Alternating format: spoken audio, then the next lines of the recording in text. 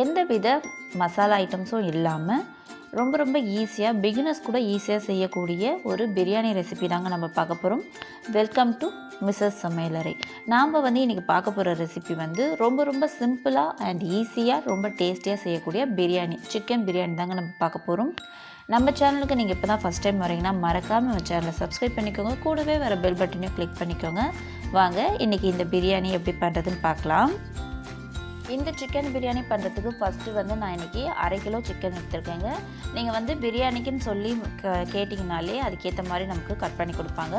இதை நல்லா ஒரு 2 வாட்டி நல்லா வாஷ் பண்ணி எடுத்து வச்சுருக்கேன். இப்போ இது கூட தேவையான பொருள்லாம் சேர்த்துக்கலாம். ஃபஸ்ட்டு 3 டேபிள் ஸ்பூன் தயிர் சேர்த்துக்கலாம். புளிப்பு இல்லாத தயிராக இருக்கணும், சேர்த்துக்கோங்க. கூடவே 1 டேபிள் ஸ்பூன் இஞ்சி பூண்டு விழுது சேர்த்துக்கலாம். கூடவே 1/4 டீஸ்பூன் மஞ்சள் தூள், 1 டேபிள் ஸ்பூன் மிளகாய் தூள், கூடவே 1/2 டீஸ்பூன் உப்பு சேர்த்துக்கலாம். சேர்த்துட்டு இந்த சிக்கனோட இந்த மசாலா எல்லாமே ஒன்றா சேரணும், அந்த அளவுக்கு நல்லா மிக்ஸ் பண்ணி விட்டுக்கலாம். இதை மிக்ஸ் பண்ணி விட்டுட்டு ஒரு 1/2 மணி நேரத்துலேருந்து 1 மணி நேரம் வரைக்கும் நல்லா ஊற விடுங்க. டைம் இருந்தால் 1 ஹவர் கம்பல்சரி ஊற விடுங்க. நீங்கள் ஃப்ரிட்ஜில் வைக்கணும்னு இல்லை, வெளியவே வச்சா போதும். இப்போ இது இருக்கட்டும். அடுத்தது ஸ்டவ்வில் ஒரு பிரியாணி பாட் வச்சுருக்கேங்க. இதில் 3 டேபிள் ஸ்பூன் எண்ணெய் சேர்த்துருக்கேன். இது கூடவே 1 டேபிள் ஸ்பூன் நெய் சேர்த்துக்கலாம். எண்ணெய் நல்லா சூடானதுக்கப்புறமா 2 பீஸ் பட்டை சேர்த்துக்கலாம், 3 ஏலக்காய், 1 நட்சத்திர சோம்பு, 4 கிராம்பு, 2 பிரியாணி இலை, ஒரே ஒரு ஜாதிபத்திரி, ஒரு 1/2 டீஸ்பூன் சோம்பு சேர்த்துக்கலாம். இதெல்லாம் நல்லா எண்ணெயில் பொரியட்டும். இதெல்லாம் நல்லா பொரிஞ்சு வாசம் வரணும். அதுக்கப்புறமா வெங்காயம் சேர்த்துக்கலாம். நான் மீடியம் சைஸ் வெங்காயம் 4 வெங்காயம் சேர்த்துருக்கேன். நான் இன்றைக்கி 1/2 கிலோ சிக்கன் எடுத்திருக்கேன். அதுக்கு 1/2 கிலோ அரிசி தாங்க போடுறேன். அதுக்கு இந்த 4 வெங்காயம் கரெக்டாக இருக்கும். இப்போ இது நல்லா வதங்கி வரட்டும். பாருங்கள், வெங்காயம் நல்லாவே வதங்கி வந்துடுச்சு. இந்த சமயத்தில் 3 பச்சை மிளகாய், நான் கீரிலாம் சேர்க்கலைங்க, அப்படியே தான் சேர்த்துக்கிறேன். கூடவே நல்லா பழமான தக்காளியாக ஒரு 3 தக்காளி எடுத்திருக்கேன். இது மீடியம் சைஸ் தக்காளி. அதுவும் இல்லாமல் இந்த தக்காளியில் புளிப்பு கம்மியாக இருக்குது, அதனால் நான் 3 எடுத்திருக்கேன். இதுவே நீங்கள் சேர்க்குற தக்காளியில் புளிப்பு ஜாஸ்தியாக இருந்தால் 2 எடுத்துக்கோங்க, அதுவே கரெக்டாக இருக்கும். இப்போ இந்த தக்காளியெல்லாம் நல்லா சாஃப்டாக வர அளவுக்கு வதக்கி விட்டாச்சு. இது கூட இப்போ 1 டேபிள் ஸ்பூன் இஞ்சி பூண்டு விழுது சேர்த்துக்கலாம். நம்ம ஆல்ரெடி சிக்கன்லேயும் 1 டேபிள் ஸ்பூன் சேர்த்துருக்கோம். இதுக்கு மொத்தமாக 2 டேபிள் ஸ்பூன் கரெக்டாக இருக்கும். கூடவே ஒரு கைப்பிடி அளவுக்கு புதினா கொத்தமல்லியை கட் பண்ணி சேர்த்துருக்கேன். சேர்த்துட்டு இப்போ இந்த இஞ்சி பூண்டோட பச்சை வாசனைலாம் போகணும், அந்த அளவுக்கு நல்லா வதக்கி விட்டுக்கலாம். எல்லாமே நல்லா வதங்கிடுச்சு. இப்போ நம்ம மசாலா சேர்த்துக்கலாம். இதுக்கு மசாலான்னு பார்த்தா 1 டீஸ்பூன் தனி மிளகாய் தூள், 1 டீஸ்பூன் தனியாத்தூள், இவ்வளோ தாங்க நம்ம மசாலான்னு சேர்க்க போகிறோம். இதில் பிரியாணி மசாலா, கரம் மசாலா அந்த மாதிரி எதுவுமே சேர்க்க போகிறதில்ல. இப்போ இந்த மசாலாவோட பச்சை வாசனைலாம் நல்லா போகிற அளவுக்கு நல்லா வதக்கி எடுத்துக்கலாம். நம்ம இப்போ மிளகாய் தூளோட பச்சை வாசனைலாம் போயிடுச்சு. இப்போ நம்ம மேரினேட் பண்ணி வச்சுருக்கோம்ல சிக்கன், அதை சேர்த்துக்கலாம். அந்த தயிரோடவே எல்லாத்தையும் சேர்த்துக்கோங்க. சேர்த்துட்டு லோ ஃப்ளேம்லேயே ஒரு 5 நிமிஷம் நல்லா இந்த சிக்கனை வதக்கிக்கலாம்.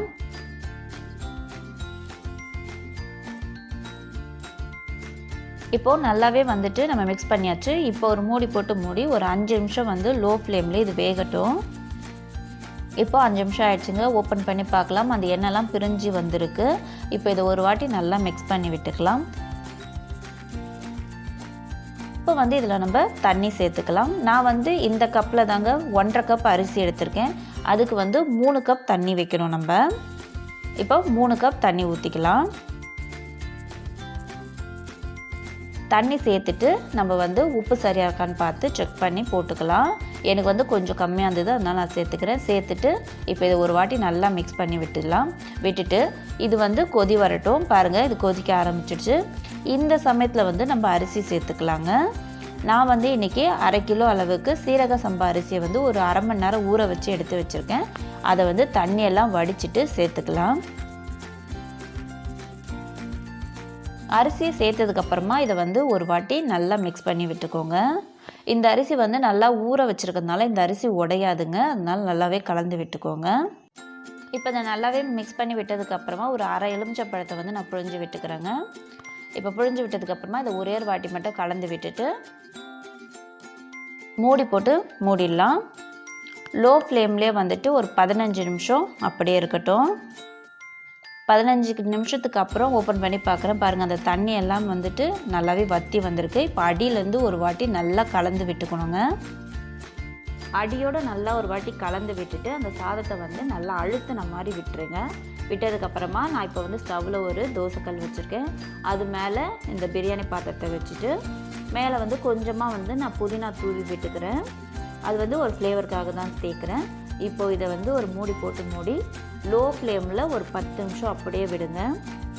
10 நிமிஷம் கழித்து நம்ம ஸ்டவ் ஆஃப் பண்ணிவிட்டு அப்படியே ஒரு 1/2 hour வந்து அதை ஓப்பன் பண்ணாமல் அப்படியே விட்டுருங்க. நான் இப்போ வந்து 1/2 hour கழித்து தாங்க ஓப்பன் பண்ணி காமிக்கிறேன். அந்த சாதம்லாம் வந்துட்டு நமக்கு நல்லா குழையாமல் நல்லா உதிரி உதிரியாக சூப்பராக நமக்கு பிரியாணி வந்து ரெடியாக இருக்குது. எப்பவுமே வந்துட்டு பிரியாணிக்கு இந்த மாதிரி டம் போடும்போது உடனே நம்ம ஓப்பன் பண்ணிடக்கூடாது. ஸ்டவ் ஆஃப் பண்ணிவிட்டு ஒரு 1/2 hour அப்படியே ரெஸ்ட்டில் விட்டுனோங்க. அப்போ தான் வந்து இருக்கிற தண்ணியெல்லாம் நமக்கு வந்து உறிஞ்சிட்டு சாதம் வந்து பாருங்கள் இந்த அளவுக்கு நல்லா உதிரி உதிரியாக அப்போ தான் வரும். நமக்கு வந்து சூப்பரான ரொம்ப ஈஸியான சிக்கன் பிரியாணி ரெடி ஆகிடுச்சு. நீங்களும் வந்து இதே அளவுகளோடு இதே மாதிரி செஞ்சு பாருங்கள். இந்த வீடியோ உங்களுக்கு பிடிச்சிருக்கும்னு நினைக்கிறேன். பிடிச்சிருந்தா மறக்காமல் நம்ம சேனலை சப்ஸ்கிரைப் பண்ணிக்கோங்க. கூடவே வர பெல் பட்டனையும் கிளிக் பண்ணுங்கள். லைக் பண்ணுங்கள், ஷேர் பண்ணுங்கள், கமெண்ட் பண்ணுங்கள். தேங்க்ஸ் ஃபார் வாட்சிங்.